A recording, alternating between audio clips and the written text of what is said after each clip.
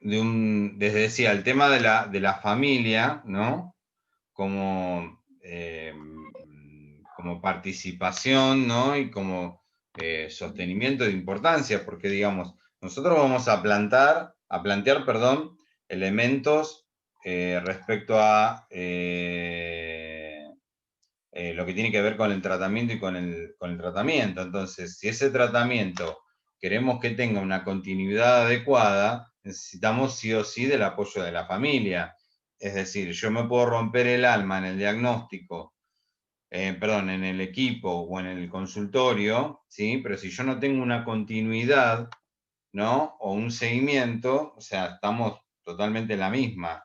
¿Mm? Por eso Y el segundo la a importancia de eso. esto, ¿no? Bueno, en el punto 2 dice, en el caso relatado, ¿qué pasa con el diagnóstico y la particularidad de cada sujeto? ¿Qué papel debería tener el docente en el diagnóstico? Bueno, ya muchas cuestiones las fuimos hablando, ¿no? Es decir, en cuanto a la particularidad y el diagnóstico es lo que hablamos, es decir, uno, eh, ya como para cerrar este punto, digamos, el diagnóstico lo termina de cerrar cuando conoce al sujeto. ¿Sí? Es decir, uno hasta que no tiene ese acercamiento y ese contacto, digamos, no hay diagnóstico cerrado, ¿sí? O sea, a mí me pueden mandar un diagnóstico Melanie Klein, pero si de repente yo no tuve un contacto o un acercamiento, no voy a terminar de tener una visión totalmente acabada de ese chico, ¿sí? Y después lo que hablábamos del tema del docente, ¿no? O sea, o el papel del docente en el psicodiagnóstico, ¿no? Es decir, o en el diagnóstico, que es esto, ¿no? Esto que señalábamos de repente evitar los etiquetamientos, ¿sí? Y que el docente sí, un poco lo que decía Sabrina, ¿no? Yo me quedé pensando esto de aportar los datos, ¿no? Y de aportar la visión y la información que tiene el sujeto, pero sin preconceptos, ¿sí? Es decir, muchas veces pasa que hay profesionales, ¿no? Que de repente caen un poco en la tentación, de repente de eh, eh, caer o de dejarse llevar por distintos preconceptos o etiquetamientos, ¿no? Que se le ponen y bueno, eso no ayuda a lo que es el trabajo con el sujeto. En el punto 3 dice, en este caso, ¿sería de utilidad una entrevista con el sujeto o los padres? En el caso, estamos hablando de un caso en donde yo recibo un diagnóstico, o yo tengo que trabajar, ¿no? O estoy estoy en un caso como el que describe la autora, en donde está en una institución educativa y de repente yo tengo que ir a trabajar con un sujeto o ir a buscar un sujeto y hacer un abordaje. ¿Qué les parece a ustedes? Sí, es necesario. Es Ujú. necesario, es elemental, porque si no vas a trabajar con alguien que realmente desconoces, más allá de la batería de informes o lo que fuese que se tenga del nene, o sea, tenés que conocerlo. Y también Exactamente. conocer Y su poder cuerpo. ver el ámbito como, en el ámbito escolar, cómo se manifiesta, cómo se Bien, desarrolla. bien, ahí está. Ese es un punto el que toma a Susana recién, ¿no? Este de cierto. Uno puede tener una descripción en un informe, pero el chico, sabemos que hay chicos que en la casa son muy distintos de lo que hacen en la escuela. Esto A es mí, real, profe, una ¿sí? vez me pasó que, por ejemplo, yo había recibido un nene y en el informe hablaba, bueno, era otro nene el que había recibido. El informe decía una cosa y el nene tenía ¿Te das cuenta? brotes psicóticos, tenía el nene, o sea, nada que ver. Y vos veías el informe y era de un alumno brillante, o sea, decías, no puede ser, Es no se decir, uno tiene vinculaba, que tener nada. esa primera experiencia del contacto, ¿no? Yo una vez tuve un chico que venía en secundaria, ¿no? Un chico que entró a la escuela en cuarto año y un día me encuentro con el director de la escuela de donde él venía, casualmente, y me dice, no, no me diga que vos tomaste a fulano. Así. No, ese chico tiene trastornos psicóticos. Un día un compañero lo agarró del cuello, casi le rompe el cuello. No sabés en lo que te metiste. Yo dije, ¿en dónde me metí? Dije, ¿a quién tomé? Dije, a Freddy, ahí no sé a quién tomé. Entonces, y bueno, obviamente que, a ver, por más que uno diga yo no me voy a llevar por un preconcepto, pero uno lo condiciona, en cierta forma también, porque vos decís, uy, lo que será este pibe, ¿no? Y uno como que pone un poco la alarma, vamos a decir, en estos casos, Sí, ¿no? profe, sería estar El atento en tema, realidad, no Ahí utilizarlo está, como bien, típicamente. bien, Chávez, ahí está la clave. Es pero decir, el tema con el nene que yo recibí no era tanto por rotularlo o lo que era con el nene. El tema era informarle a la familia todo lo que el nene padecía. O sea que lo que le habían dicho en el otro jardín los 2 años anteriores, porque él estaba en sala de 5, no era real.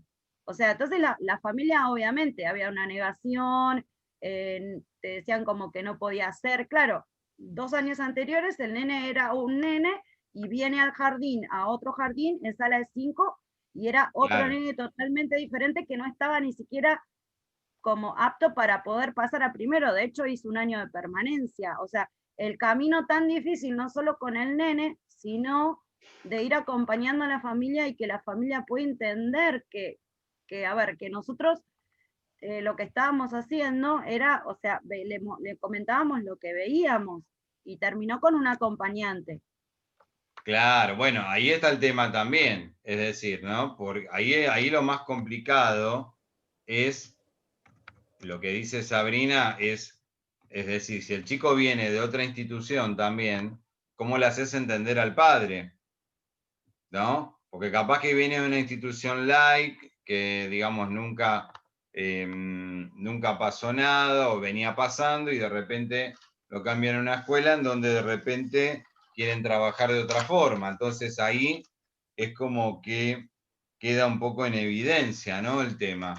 Entonces hay que explicarle que, bueno, al papá que, digamos, cuál es la situación real del chico. Después el papá tomará la decisión que crea conveniente, pero la cuestión pasa por, porque primero tiene que haber un sinceramiento, es decir, muchas veces sabemos que muchas cuestiones se ponen de manifiesto cuando sucede alguna situación puntual. Todos sabemos, los que somos docentes, que cuando los chicos se vienen a anotar son todos santos, ¿no? Son todos brillantes, pero cuando estamos ahí, o sea, empiezan a saltar un montón de cuestiones que uno Pero, no... profe, ¿eso Sí, le puede pasar a los 5 años a un niño? ¿Brotes psicóticos?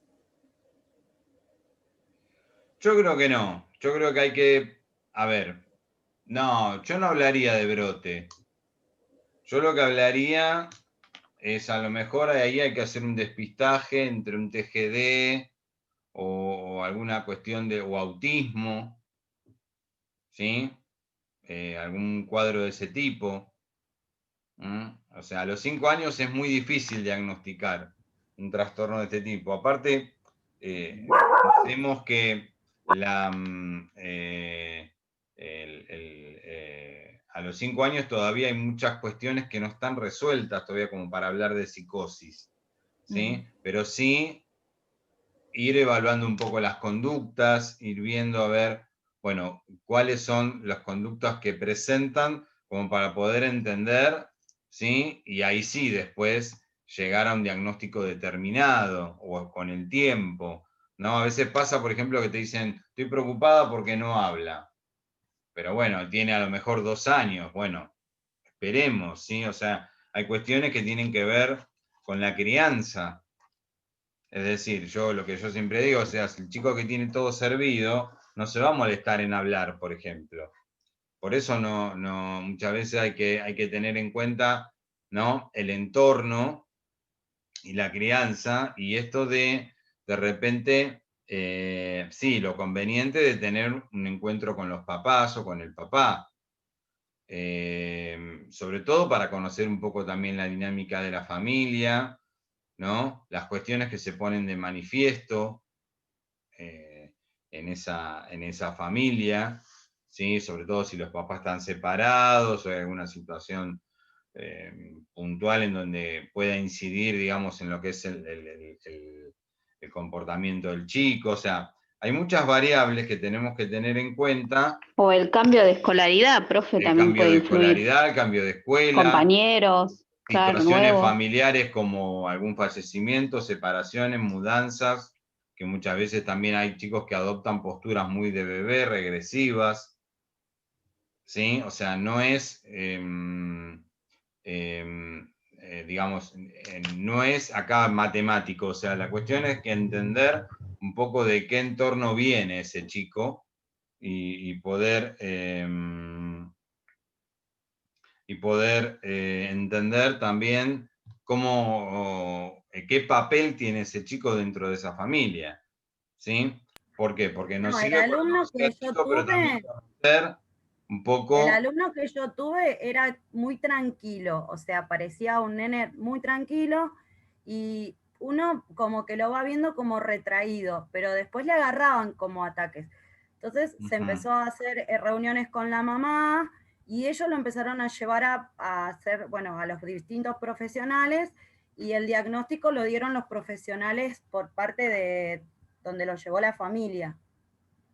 Ajá, y Pero que, bueno, no te voy a preguntar el diagnóstico porque no corresponde. no recuerdo porque, o sea, justo Eh, todo ese año llevó el acompañamiento con la familia y todo eso, y el año siguiente yo ya no lo tuve, pero sí, fue difícil por el tema de los papás, porque los papás como que no entendían, porque era como que les estabas hablando de algo que no era claro, lógico.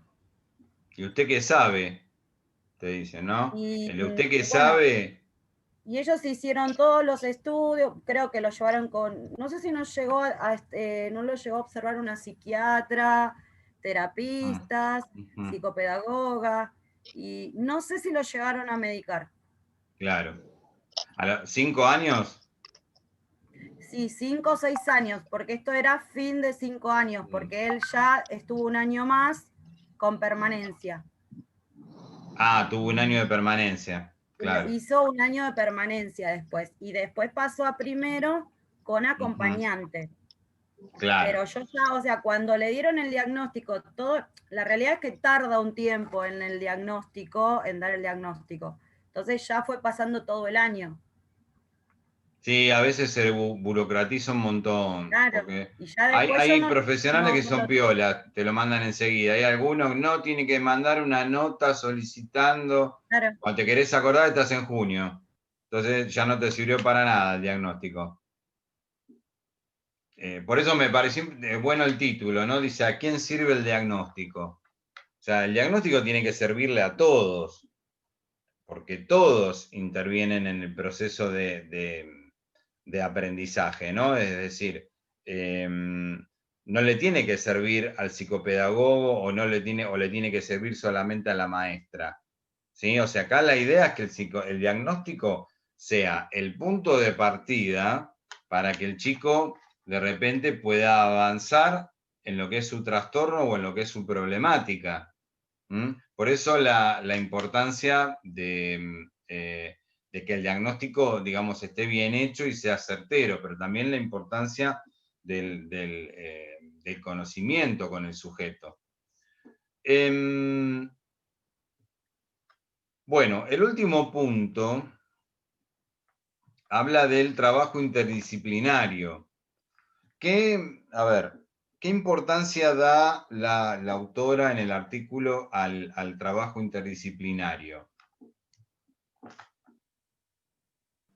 A lo enriquecedor de las miradas desde distinto lugar. Bien, bien. Cooperación y comunicación constante entre las distintas disciplinas, lo relaciona con eso. Bien. O sea, Y también rescata el tema de la comunicación, porque dice que a veces, por más que sean, se use el lenguaje técnico, se producen cortocircuitos entre las distintas, no solamente en los profesionales de la misma rama, sino con las otras. Entonces es como que hay que reconstruir esa historia como para poder entenderla, para llegar al diagnóstico. Claro. Habla también de lo que veníamos hablando, profe, del tema esto de diagnosticar sin tener pruebas. Exacto, es decir, me quedé pensando en lo que decía María Laura, ¿no? Recién, y un poco lo que decía también Celeste, de esto de la mirada, ¿no? Y de complementar la mirada. Es decir, un diagnóstico sirve cuando también tiene una mirada complementaria desde distintos lugares. A eso un poco apunta cuando habla del trabajo interdisciplinario. Es decir, para poder entender al sujeto... Usa la palabra cooperación y diálogo. Bien, bien. Se tiene que trabajar en equipo, sí o sí. Palabras claves porque, a ver, esto que yo les decía, ¿no? Cuando hablamos de equipo de orientación escolar, ¿no? Es decir, cuando hay profesionales que retasean información, ¿no? A los miembros del equipo por cuestiones de ego, por vaya a saber qué cosa, y de repente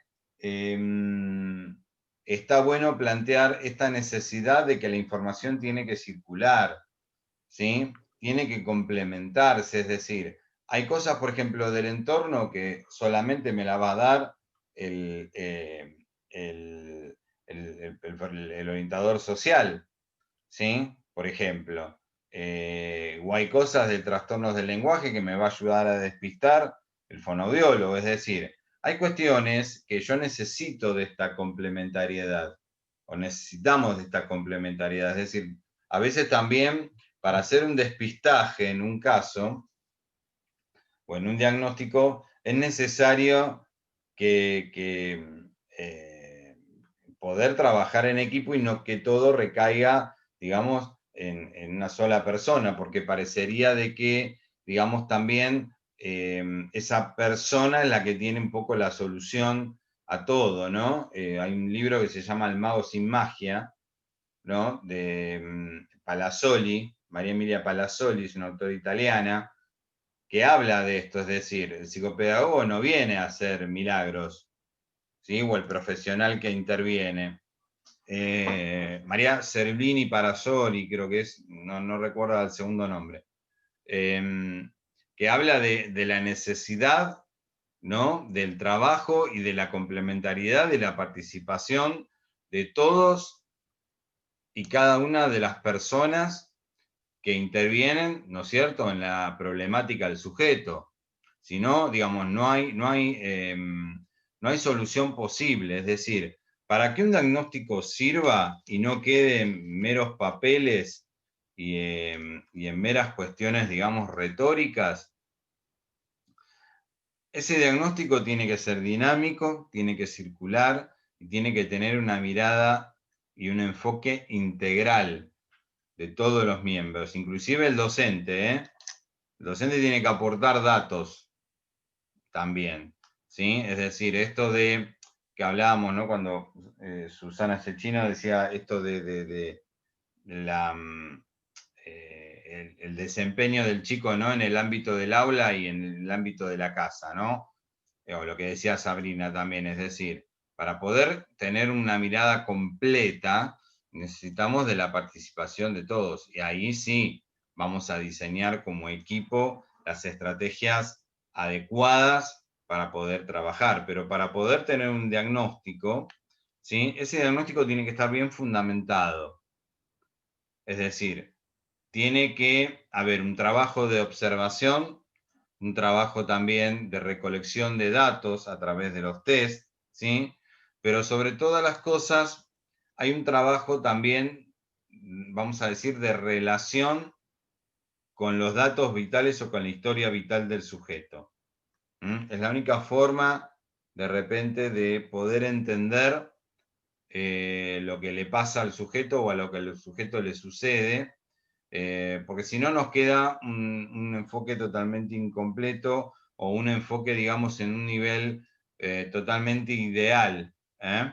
Por eso la importancia de que los miembros se integren entre sí, que haya este trabajo para que haya un diagnóstico acabado, ¿sí? Y elegir, por supuesto, los elementos o los recursos adecuados también de acuerdo a lo que nosotros observamos del sujeto o a lo que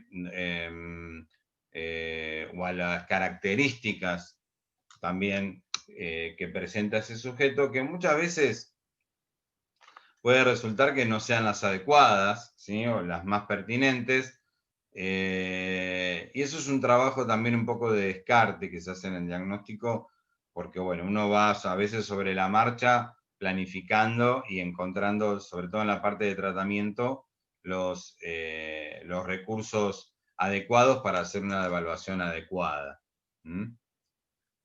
Claro, por eso, profe, perdón, profe, por eso dice diálogo teórico, como que tiene que haber también un fundamento interdisciplinario de manera teórica respecto a ese sujeto, de cada uno de los integrantes. Ni hablar, es decir, no podemos hablar en el aire. Claro. ¿Sí? O sea, tiene que haber una fundamentación. Yo cuando les doy a la clase a las chicas de diagnóstico, yo les digo, chicas, bueno, las afirmaciones que ustedes hagan, por favor, que estén fundamentadas, no solo el dato del test, sino que ese dato del test esté relacionado con algo de la historia del sujeto. Claro. ¿Por qué? Sí. Porque un test me puede dar un dato, pero esto no es el dato del test de la revista para ti. O sea, esto es un test serio, normal, que de repente necesita, digamos, tener un fundamento o una relación lógica con lo que ocurre con la historia del sujeto. Eso, básicamente es eso, ¿sí? No en el aire. O sea, conocimiento teórico, pues uno tiene que también tener un marco teórico, manejarlo adecuadamente, pero también conocimiento teórico en cuanto a los datos de la historia del sujeto. Claro, de la historia vital, ¿no? Del sujeto y cómo se... Exactamente, en todos sus aspectos también, desde lo social. Es decir, no sé si ustedes ya vieron entrevista con la profesora Rodríguez, pero por ejemplo, si ustedes leyeron a Verasturi, por ejemplo, a Verasturi ven que toca un montón de puntos. Bueno, ahí dice el lugar que ocupa el niño, por ejemplo, en la familia. Por eso me acordé yo, y acá justo nombraba esto también con la licenciada Fernández, nombró justo eso y me acordé justamente. Claro, exactamente, es decir... A través de la entrevista es como con respecto al mensaje que dan también los padres respecto a qué lugar ocupa su hijo en la familia, ¿no? ¿Cuál es lo vincular en ese sentido? Claro, es decir, esa caracterización justamente la vamos a tener a partir también de lo que vamos a ir recabando de distintos aspectos. Ven que habla de la historia vital, cómo fue la comida, cómo empezó a caminar, cómo qué hace un día domingo, cómo es la relación recolección con la familia, de datos. Y un montón de cuestiones que muchas veces nos ayudan a entender algunos aspectos del sujeto, ¿sí? Es decir, a veces hay que prestarle un poquito de atención porque a veces ese detallecito es como... Por eso yo cuando hago entrevistas o cuando, digamos, las chicas de diagnóstico hacen entrevista, yo a veces prefiero una entrevista semidirigida, en el sentido de que a mí me permite hacer una repregunta en algunas cuestiones, porque hay papás que como que quieren a veces pasar de largo, ¿no? Algunos puntos, ¿no? Como que no te quieren contar. Entonces, está bueno, o sea, bueno, porque te dicen, por ejemplo, sí, ¿por qué él no anduvo bien desde lo del accidente? Claro. ¿Sí? ¿A qué llamás no anduvo bien? ¿Qué accidente? ¿Qué pasó? ¿Sí? No porque uno sea un chusma, digamos, sino porque la idea es pensar o poder indagar a ver qué fue eso que a lo mejor pudo ser definitorio en la conducta del chico. Claro. Pero te da la posibilidad de repreguntar. Claro, repreguntar, pasar, claro. es más, un poco más abierta como para... Y también da mucho hincapié a lo gestual, también dice, esos mensajes que hay que tener también. Ni hablar. Bueno, eso en las entrevistas, por ejemplo, también hacer anotaciones off the record, es decir, anotar, Claro. por ejemplo, esas posturas, el tono, ¿no? O a veces los ademanes o las expresiones que hace frente a una determinada pregunta, ¿no? O sea, Sí. porque hay preguntas que a lo mejor como que resultan muy movilizadoras para el sujeto. Entonces la idea es poder entender o poder ver, ¿no es cierto?, qué efecto causa en esa persona y por qué. Claro. ¿Sí? Es decir, estos silencios largos, o cuando empiezan a preguntar, bueno, a ver, qué sé yo, le decís, bueno, ¿cómo fue la infancia de Juancito? ¿De Juancito? ¿No? Y te empiezan a repreguntar, ¿por qué? Porque necesitan pensar la respuesta. ¿Sí? Claro. Eso es un poco el mecanismo, ¿no? Entonces, a ver, si yo te estoy preguntando Juancito, obviamente que te estoy hablando de Juancito, ¿sí? Pero la cuestión es que es como que, bueno, no quieren a veces dar demasiada información porque hay familias que no les gusta exponer su situación o su dinámica familiar. Esa es la realidad. Que bueno, pero uno, digamos, no indaga porque necesita entender también en qué contexto el chico, digamos, se desenvuelve y qué pasa también con el aprendizaje en ese contexto. Simplemente eso, ¿sí? Tal cual. Bien, bueno, hemos llegado al final, así que, bueno, ya por este año son un poco los temas que yo tenía pensado, bueno, trabajar con ustedes en primero, y bueno, ya ahora nos veremos en la instancia final. Yo ahora me falta cerrarles la nota, que yo después les voy a comunicar cómo queda la nota de cada uno, ¿sí? Como para que más o menos ustedes sepan. Y bueno, ya nos estaremos viendo, vamos a ver si Dios mediante el año que viene, a ver si nos podemos ver ya en forma... bueno, no, en segundo a mí no me van a tener. Vamos a tener que esperar un año más, en tercero. Pero no, yo en segundo no estoy. Tengo primero, tercero y cuarto. Así que, bueno, nos estaremos viendo en tercero, nos veremos de pasada en el instituto. Igual cualquier duda, cualquier cosa, ya con la gente que faltaba entregar el segundo parcial, yo ya me comuniqué, ya creo que estaban todos, y ya eso quedó todo listo. Así que, bueno, de